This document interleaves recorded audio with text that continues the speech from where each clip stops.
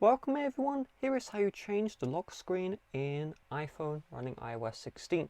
So if you just long press on the empty space, you're going to be brought to this view.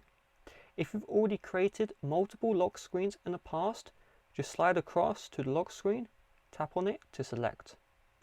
Now if you want to create a new lock screen, you long press and you just slide all the way to the left and then you tap on plus.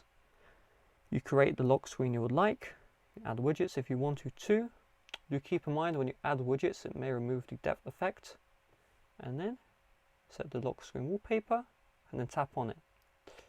Well, if you want the lock screen wallpaper to change with the focus modes, long press, tap on focus, and then you can link the lock screen wallpaper to a certain focus. So let's say when I'm uploading videos I want it to change to this lock screen here. So I'm going to slide down, and right now I'm going to select Do Not Disturb. You can see this is my current lock screen.